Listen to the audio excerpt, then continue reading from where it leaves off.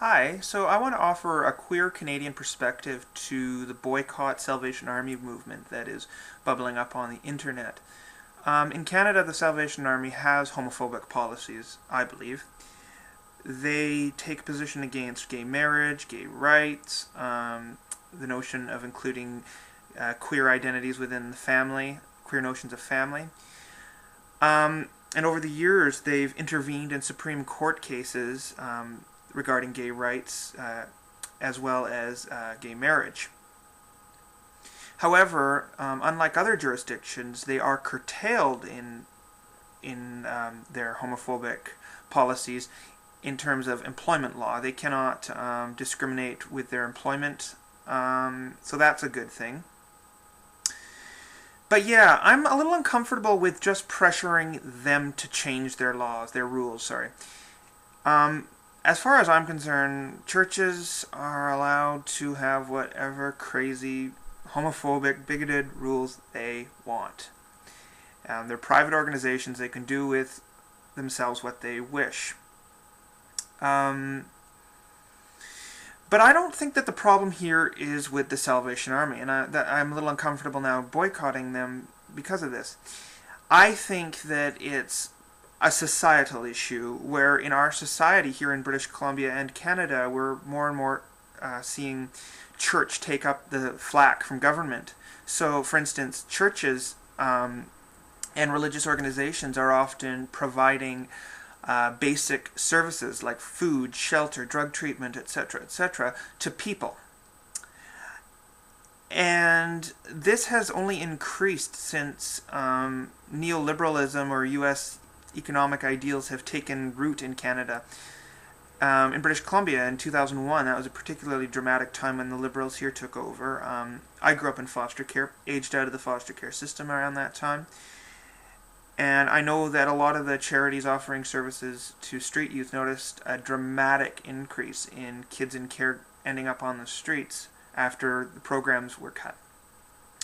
So I believe there is a correlation.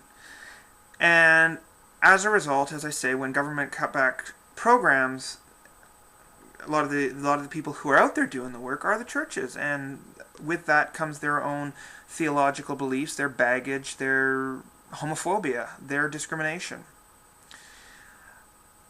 And I have a problem with that. I have a problem not with their churches. They can do what they want, but I have a problem with a society where an increasing amount of our social services are provided by these churches.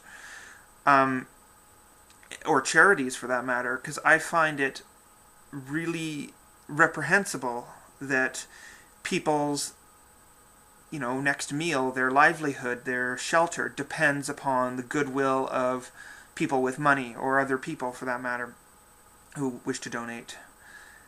And I've worked in the social services sector, and I know that a lot of the people, at least here in Vancouver, who donate to these charities, these churches, and so forth, are the same types of people that elect governments and actively support governments here, that have created the need for these services. So, for instance, they'll, I think I've explained that. I firmly believe that it is the role of the government, the role of the state, to ensure that everybody has access to food, shelter, healthcare, education, and rehabilitation services, that everyone should be able to say, instead of going to a soup kitchen on Christmas or whatever, they should be able to go to a grocery store. And no, I don't think that's a pipe dream. I think that is very real. Here in Canada, we're a wealthy nation. We had enough money to blow on those damn Olympics here in Vancouver. We have enough money to blow on all sorts of stupid shit. And I think that a fraction of that spent on alleviating poverty would go leaps and bounds ahead of any charity drive ever. But the problem is I think that a lot of these rich people who go off and screw our province over, they get a rush from it. They're like, oh, I'm not evil, I'm not Satan. I donated a little bit of money to that soup kitchen. And that's a shit, But again, I think it's the state's role to provide all this, and I don't think that anyone should be compelled to attend a religious service or go through a religious service in order to get a meal. Like, I grew up in foster care, I grew up really poor, and I had to go to these services. I had to use the Salvation Army services, and every time there was a religious component you had to sit through. And I'm a non-believer, was raised as a non-believer, and that was always a little weird for me. And that's all I guess I'll say about that.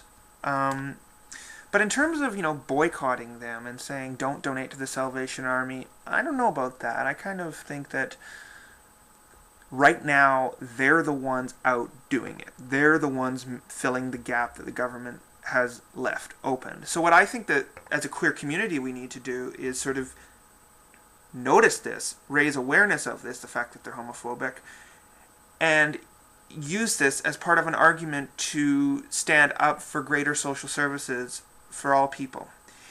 And there's so many gay people now who are politically active only for gay rights and nothing else. And this is a perfect example of why all LGBT people need to be on the side of social progress and social justice and the leftist movement.